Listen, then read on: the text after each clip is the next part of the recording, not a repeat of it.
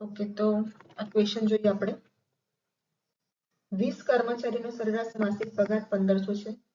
જો મેનેજરનો પગાર ઉમેરવામાં આવે તો સરેરાશ પગાર 100 થી વધે છે. તો મેનેજરનો માસિક પગાર કેટલો હશે? 20 કર્મચારીનો સરેરાશ પગાર આપ્યો છે એટલે આપણને ટોટલ પગાર મળી જશે.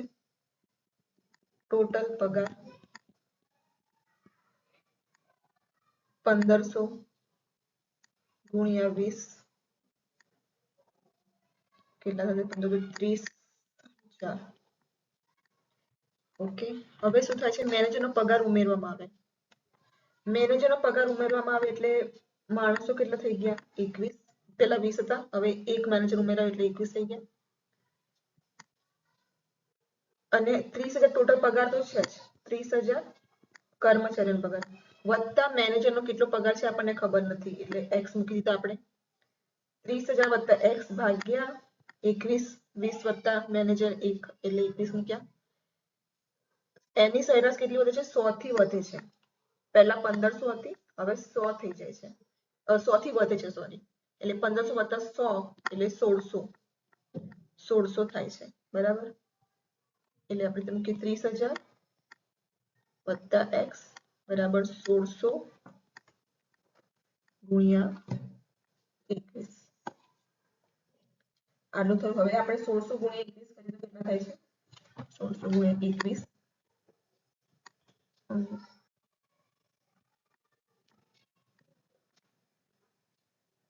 30,000 વત્તા x 1600 ગુણ્યા 21 થાય છે 33,600.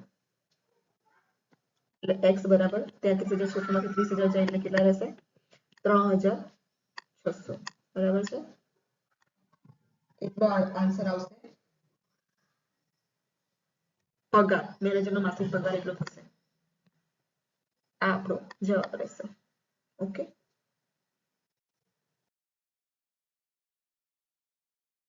હવે આ ક્વેશ્ચન જો. 8 પુરુષોની સરેરાશ ઉંમરમાં 2 વર્ષનો વધારો થાય છે. જ્યારે તેમાંથી 2 જણની ઉંમર 21 વર્ષ છે અને 23 વર્ષ છે, તેમના સ્થાને એટલે કે આ બંનેને બાદ કરવામાં આવે છે. તેમના સ્થાને 2 નવા પુરુષો આવે છે. એટલે વત્તા થશે, સરવાળો પ્લસ થશે. તો 2 નવા પુરુષોની સરેરાશ ઉંમર શોધવાની છે. જે નવા ઉમેરાયા એ પુરુષોની સરેરાશ આપણે શોધવાની છે. હવે એ જોઈએ તો આપણે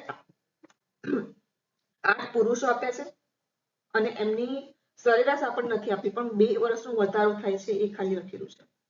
તો ધારો કે આપણે જોઈએ તો નંબર એક આપણે નંબર કેટલા છે? 8.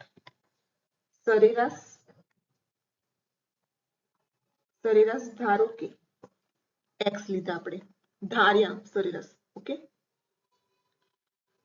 તો ટોટલ કેટલું થશે? 8 પુરુષોનો સરવાળો 8x આવશે. નંબર ગુણ્યા સરેરાશ 8x સરવાળો આવ્યો. હવે શું કીધું છે? આ 8x સરવાળો જે છે ટોટલ, એમાંથી 21 વર્ષ અને 23 વર્ષના જે છે એમના સ્થાને 2 નવા પુરુષો આવે છે. એટલે આ બંનેને બાદ કરવામાં આવે છે. આ બંનેનું ટોટલ જો આપણે કરીએ 21 ને 23 તો કેટલા થશે? 44. એટલે આ 44 વર્ષ જે છે ટોટલમાંથી બાદ થયા. અને બીજા 2 નવા પુરુષો આવે છે. બીજા 2 નવા પુરુષો આવે છે, આપણને ખબર નથી કયા આવે છે. તો આપણે ધારો કે a અને b લઈ લીધા ભાગ્યા સંખ્યા તો એટલી જ રહેશે, કારણ કે 2 બાદ કરવામાં આવે છે તો બીજા 2 નવા ઉમેરાય છે. એટલે નંબર તો એટલા જ રહેશે 8. બરાબર. સરેરાશ શું થાય છે? સરેરાશમાં 2 વર્ષનો વધારો થાય છે. જો આ પ્રમાણે ચેન્જીસ કરવામાં આવે તો સરેરાશ જે x હતી એ x વત્તા 2 વર્ષનો વધારો થાય છે. આટલે સુધી સમજાઈ ગયું? 8 નંબર છે, x આપણે ધારો કે સરેરાશ x છે, તો ટોટલ આપણને કેટલું મળ્યું? 8 પુરુષોનું ઉંમરનો સરવાળો 8x. 8x થયું. હવે 8x જે છે એમાંથી 2 પુરુષો જે છે એમની ઉંમર આટલી છે એ બાદ કરવામાં આવ્યા અને બીજા 2 નવા ઉમેરવામાં આવ્યા. આવું ચેન્જીસ કરવાથી શું થાય છે? સરેરાશમાં 2 વર્ષનો વધારો થાય છે. એ આપણે મૂકી દીધું x વત્તા 2. અને જે નંબર જે છે એટલા ને એટલા રહેશે 8. હવે આ આપણે સોલ્વ કરીએ.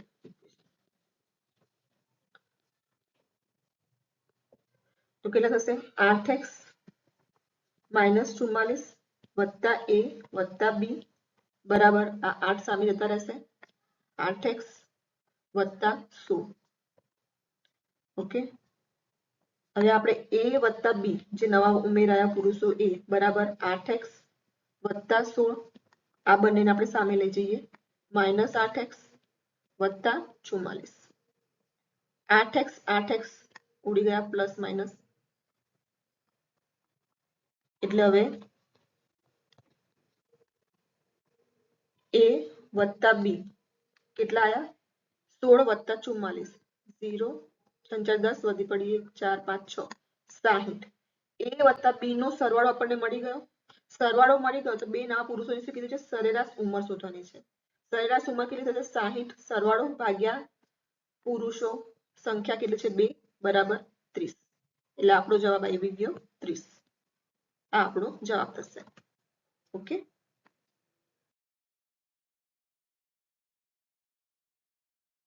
હવે આ ક્વેશ્ચન જો આગળ જે આપણે કર્યું એ પદ્ધતિનો જ છે 8 વ્યક્તિઓની સરેરાશ વજન 2.5 કિલો વધી જાય છે જ્યારે તેમાંથી એક 65 કિલો વજન ધરાવતી વ્યક્તિની જગ્યાએ આ 65 કિલો જે વજન છે એ વ્યક્તિની જગ્યાએ કોઈ નવી વ્યક્તિ આવે છે નવા વ્યક્તિનું વજન શું હોઈ શકે 65 કિલો વાળું વજન જે હશે એ માઇનસ થાય છે અને બીજો એક નવો વ્યક્તિ ઉમેરે છે એ નવો વ્યક્તિ કયો છે એનું વજન શું છે એ આપણને આપણે શોધવાનું છે 8 વ્યક્તિઓ છે નંબર આટલા છે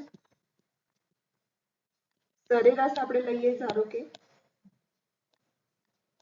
સરેરાશ x છે તો ટોટલ વજન આપણને કેટલું મળ્યું 8x થઈ ગયું સરેરાશ ગુણ્યા નંબર હવે શું થાય છે સરેરાશ જે છે જે પ્રમાણે સ્ટેટમેન્ટ આપ્યું છે એ પ્રમાણે આપણે મૂકતા જઈએ 8 વ્યક્તિનું સરેરાશ વજન 2.5 કિલોથી વધી જાય છે કારણ કે સરેરાશ x હતું પહેલા હવે 2.5 કિલોથી વધી જાય છે જ્યારે ત્યાં 65 કિલો વજન ધરાવતી વ્યક્તિની જગ્યાએ એટલે ટોટલ જે હતું 8x એની જગ્યાએ 65 કિલોનું જે વ્યક્તિ હતું એ બાદ થયું એની જગ્યાએ 9 વ્યક્તિ આવ્યો 9 વ્યક્તિ આવ્યો ધારો કે એ આવ્યો અને ટોટલ નંબર તો એટલા જ રહેશે એક વ્યક્તિ જાય છે બીજો વ્યક્તિ આવે છે બરાબર હવે સોલ્વ કરીએ 8x માઇનસ 65 વત્તા a બરાબર 8 સામે ગુણાઈ જશે 8x વત્તા 2.5 ગુણ્યા 8 આ રીતે મુકાશે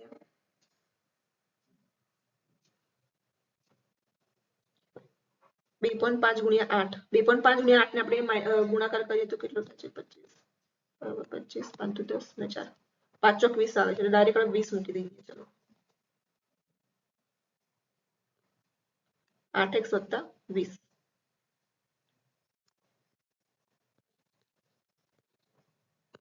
હવે લખીએ a બરાબર 8x વત્તા 20 આ બંને સામે જતા રહેશે માઇનસ 8x વત્તા 65 8x 8x ઉડી ગયા એટલે a બરાબર 20 વત્તા 65 85 એટલે જે પણ નવો વ્યક્તિ ઉમેરાયો એની ઉંમર એનું વજન સોરી વજન જે છે 85 કિલો હશે આ આપણો જવાબ રહેશે ઓકે ઈઝી છે જે આગળ જોઈએ આપણે એક્ઝામ્પલ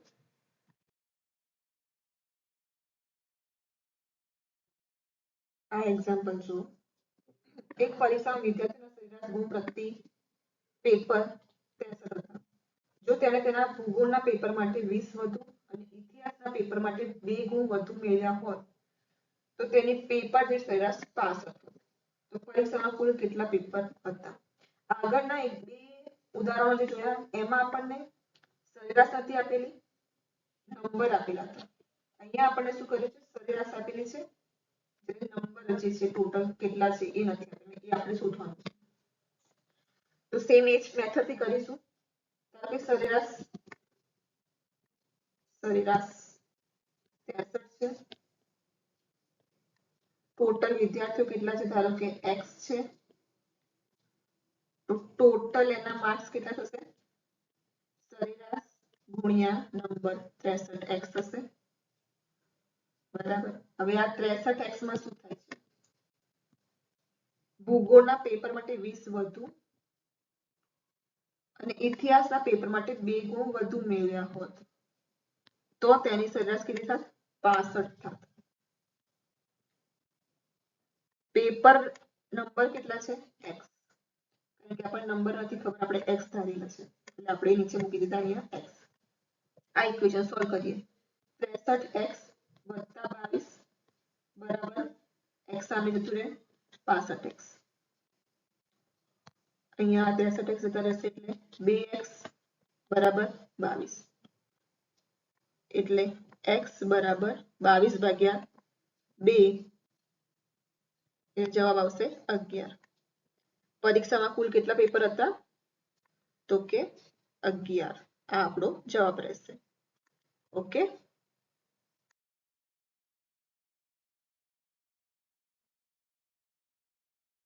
આ એક્ઝામ્પલ જોઈએ એક ક્રિકેટર જેની બોલિંગ એવરેજ 12.4 રન પ્રતિ વિકેટ છે તે 26 રનમાં 5 વિકેટ લે છે અને તેથી તેની એવરેજ 0.4 ઘટી જાય છે તો છેલ્લી મેચ સુધી એણે લીધેલી વિકેટોની સંખ્યા આપણે શોધવાની છે સૌથી પહેલા આપણે આ સમજીએ બોલિંગ એવરેજ કેવી રીતે નીકળે છે બોલિંગ ની જે સરેરાશ આપણે કરવાની હોય ટોટલ રન ભાગ્યા વિકેટ જે લીધી હોય ને એ એનું સૂત્ર થાય ટોટલ રન ભાગ્યા વિકેટ આ બોલિંગ એવરેજ કાઢવાનું સૂત્ર છે તો હવે અહીંયા આપણે જોઈએ તો શું આપ્યું છે બોલિંગ એવરેજ 12.4 રન પ્રતિ વિકેટ છે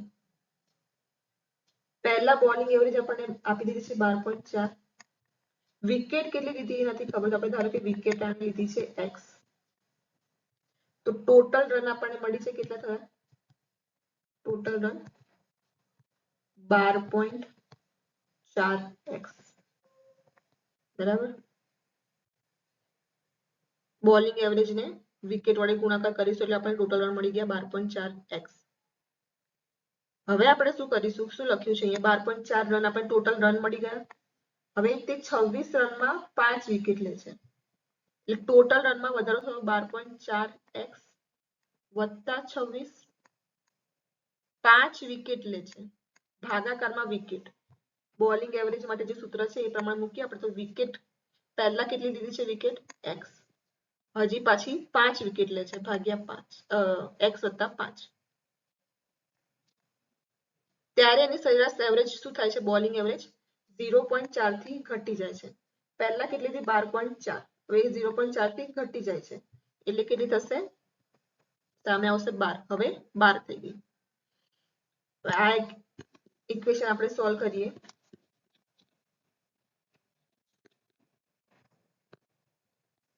સામે જતું રહેશે 12x વત્તા 12 × 60 બરાબર 12.4x વત્તા 26 12.4x 12.4x માંથી 12x જાય તો કેટલા રહેશે 0.4x અને 60 માંથી 26 જાય તો 10 માંથી 6 4 34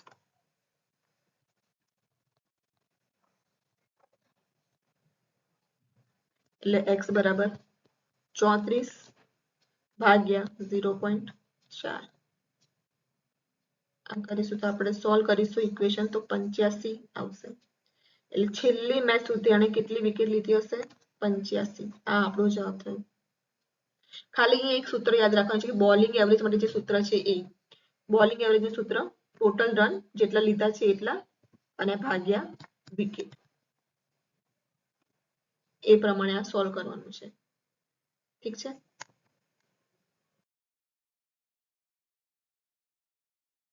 હવે આપણે આ એક્ઝામ્પલ જોઈએ એક મોટર ચાલક સરેરાશ 50 કિલોમીટરની ઝડપે 150 કિલોમીટર દૂરના સ્થળે જાય છે અને 30 કિલોમીટરની ઝડપે પાછો ફરે છે તો એમની આખી મુસાફરીની સરેરાશ ઝડપ આપણે શોધવાની છે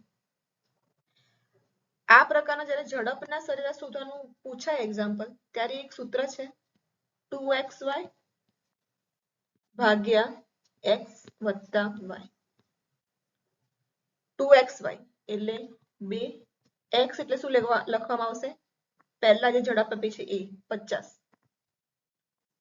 પછી પાછા ફરતા જે ઝડપ છે એ પછી y આવશે 30 ભાગ્યા x કેટલા હતા 50 વત્તા 30 80 0 0 ગયા 4 2 8 150 ભાગ્યા 4 કરીએ તો કેટલા આવશે જવાબ? 4 તરી 12, 3 0, 7 ચોક 28, 37.5. બરાબર, આ આપણો જવાબ રહેશે. જ્યારે આ પ્રકારના જે ઝડપની સરેરાશ શોધવાની હોય ત્યારે આ જ સૂત્ર મૂકવામાં આવશે, 2xy ભાગ્યા x વત્તા y. ઓકે, સાથે જ આપણે આ વિડીયો અહીંયા પૂરો કરીશું. એવરેજ ચેપ્ટર પણ જે છે, સરેરાશ ચેપ્ટર, એ પણ અહીંયા સમાપ્ત થાય છે. હવે કાલથી આપણે નવું ચેપ્ટર શરૂ કરીશું ગણિત વિષય માટે, રેશિયો. અને જો તમને આ વિડીયો ગમ્યો હોય તો લાઈક, શેર અને સબસ્ક્રાઇબ જરૂરથી કરજો. Thank you.